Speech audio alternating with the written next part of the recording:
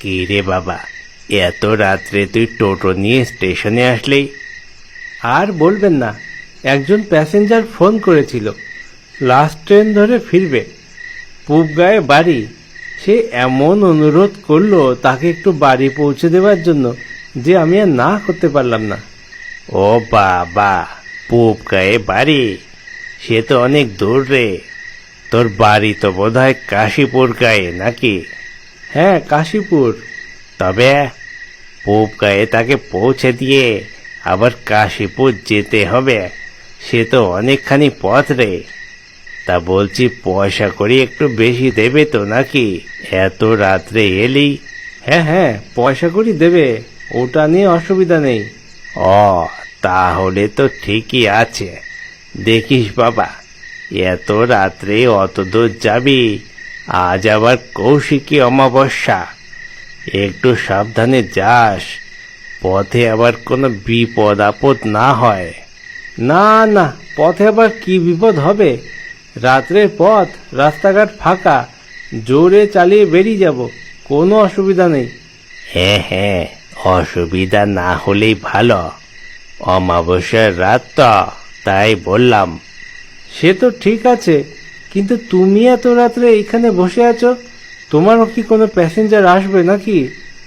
আরে না না, তোর কাকিমার সাথে ঝগড়া হয়েছে, তাই রাগ করে ঘর থেকে বেরিয়ে এসছি। আজ রাতটা এইখানেই কাটাবো। ঝগড়া করে তুমি বেরিয়ে এসছো নাকি তোমাকে বার করে দিয়েছে? ব্যাপারটা তো একই রে, বার করেই দিক বা নিজেই বেরিয়ে আসি, বেরোতে তো হয়েছেই।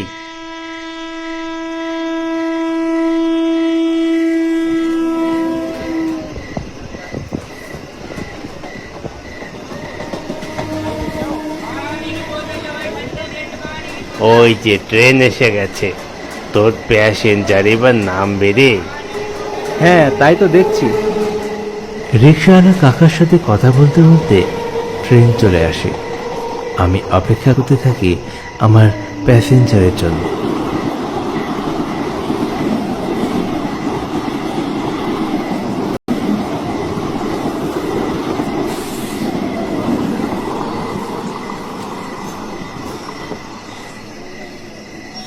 ট্রেন এসে থামে এবং আমার প্যাসেঞ্জার ট্রেন থেকে নেমে প্ল্যাটফর্ম থেকে বাইরে বেরিয়ে আসে।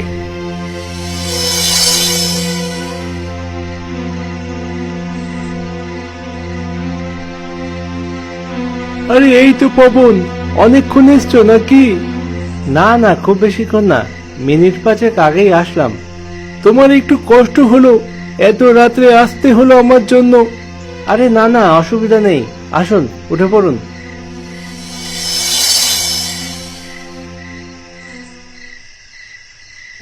প্যাসেঞ্জারকে তুলে নিয়ে আমি রওনা দিলাম পুবগাঁয়ের উদ্দেশ্যে। স্টেশন থেকে পুবগাঁ প্রায় 5 কিলোমিটার রাস্তা। আবার পুবগাঁ থেকে আমার বাড়ি যেতে গেলে যেতে হবে আরো প্রায় 4 কিলোমিটার। রাত তখন 12:15, অমাবস্যার রাত। চারিদিকে ঘুটঘুটে অন্ধকার। ফাঁকা রাস্তা পেয়ে খুব জোরে টোটো চালাচ্ছি আমি।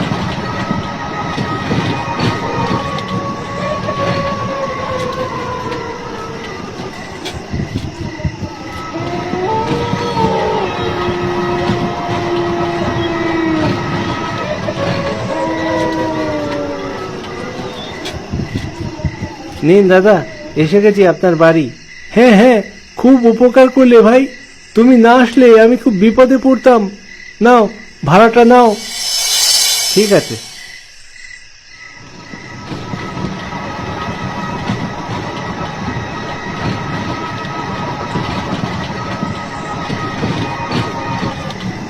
প্যাসেঞ্জারকে বাড়িতে পৌঁছে দিয়ে আমি রওনা দিলাম আমার বাড়ি ফেরার উদ্দেশ্যে। রাস্তাঘাট এতটাই অন্ধকার যে যতটুকু জায়গায় লাইটের আলো পড়ছে ততটুকু ছাড়া আর কিছুই আমি দেখতে পাচ্ছি না। বেশ জোরেই টোটো চালাচ্ছি আমি। লালা লালা লালা লালা।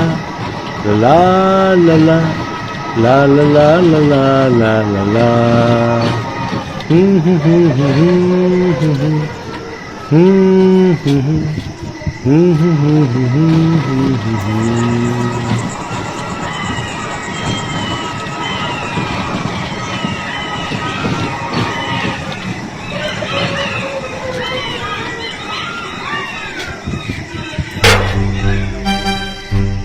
হঠাৎ আমি টোটো থামিয়ে দিলাম। খুব জোরে একটা শব্দ হলো। মনে হলো কেউ একজন একটা বড় ইটের টুকরো আমার টোটোর ওপর ছুঁড়ে মারল।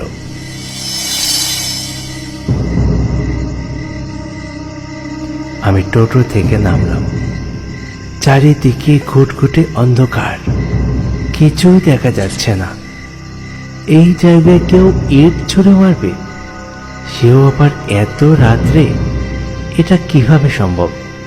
এখানে কাছাকাছি কোনো ঘরবাড়ি নেই।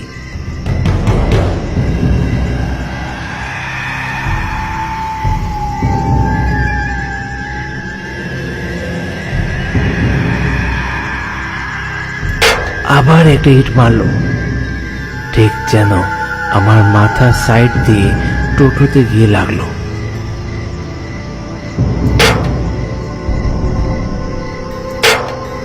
আবার একটা ইট। আমি এবার চিৎকার করে উঠলাম, কে রে? কে ইট ছুঁড়ে মারে?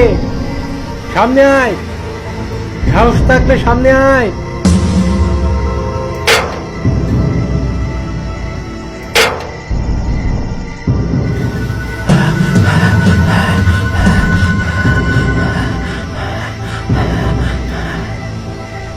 আমি চিৎকার করতেই ইট ছোড়ার সংখ্যা আরো বেড়ে গেল। অনেক ইট আসতে শুরু করেছে। কোথা থেকে ইট আসছে, কে ইট মারছে, আমি কিছুই জানি না। আমি খুবই ভয় পেয়ে যাই এবং তাড়াতাড়ি টোটোতে উঠে টোটো চালানোর চেষ্টা করি।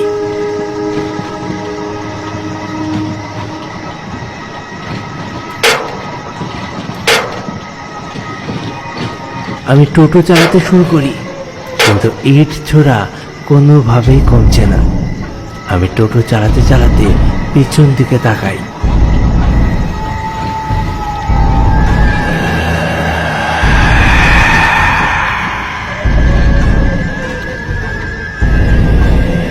দেখতে পাই বিশাল আকৃতির কিছু একটা আমার পিছন পিছন আসছে।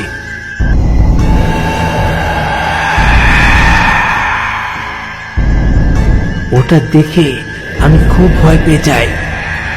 হাত কাঁপতে থাকে আমার। সোজা যেয়ে একটা গাছের সাথে ধাক্কা দেয়।